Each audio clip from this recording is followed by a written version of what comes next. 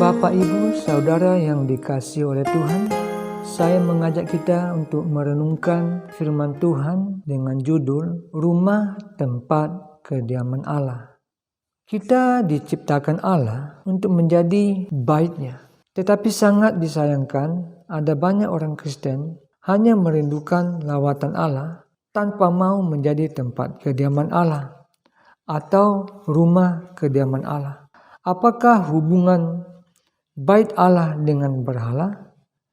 Karena kita adalah bait dari Allah yang hidup menurut firman Allah. Aku akan diam bersama-sama dengan mereka dan hidup di tengah-tengah mereka. Dan aku akan menjadi Allah mereka dan mereka akan menjadi umatku.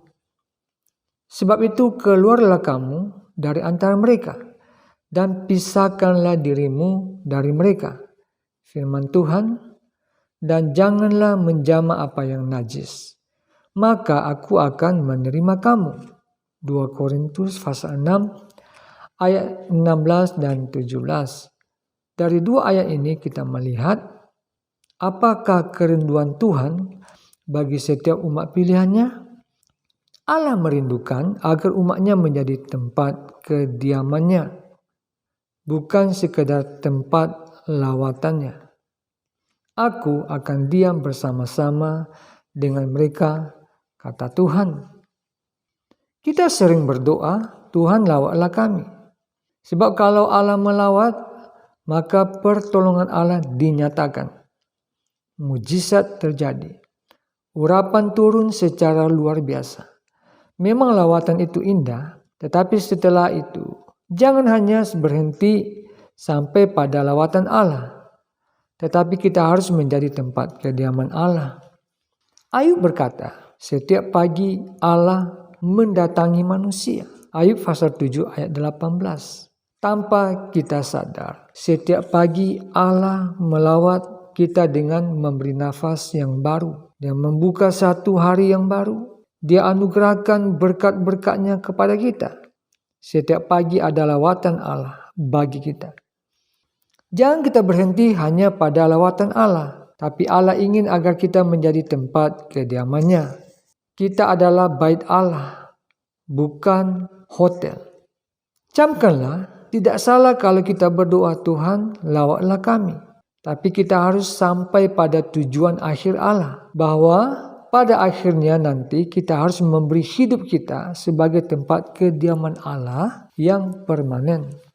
Syarat menjadi tempat kediaman Allah atau rumah kediaman Allah. Banyak orang Kristen hanya cinta mujizat saja. Kita dekat pada Tuhan hanya karena ingin berkat-berkatnya.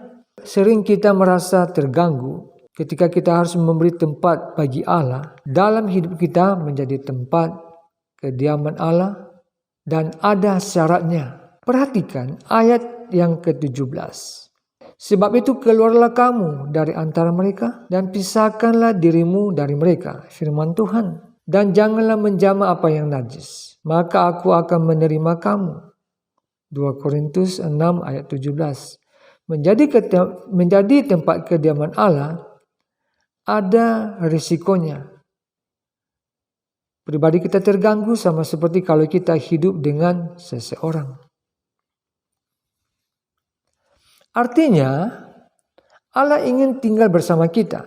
Tuhan tidak sekedar mau melawat kita.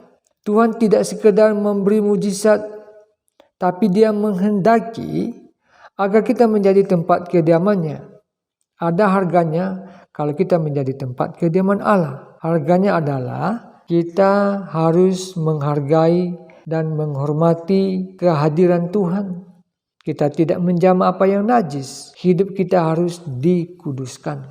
Allah mempunyai kerinduan agar manusia menjadi tempat kediamannya. Ternyata kerinduan Allah ini sudah ada sejak zaman Perjanjian Lama. Hal ini dapat kita baca dalam Keluaran pasal 7 ayat 16. Dan katakanlah kepadanya, Tuhan Allah orang Ibrani telah mengutus aku kepadamu untuk mengatakan, biarkanlah umatku pergi supaya mereka beribadah kepadaku di padang gurun. Meskipun begitu sampai sekarang engkau tidak mau mendengarkan. Tujuan Allah membawa bangsa Israel dari Mesir adalah ke padang gurun, supaya mereka bisa beribadah pada Allah yang hidup. Mengapa? Sebab bangsa Israel selama di Mesir mereka tidak mempunyai waktu untuk beribadah kepada Tuhan. Mereka terlalu sibuk dengan pekerjaan mereka sehari-hari. Maka Allah rindu agar manusia atau umatnya dapat menjadi tempat kediaman Allah sendiri. Demikian juga kita sebagai orang Israel rohani.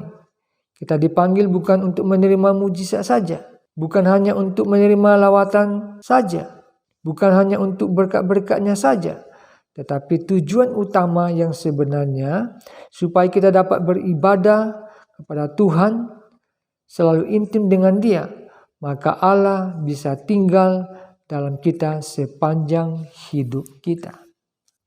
Ketika Allah tinggal dalam kita, sifatnya menguasai sifat kita.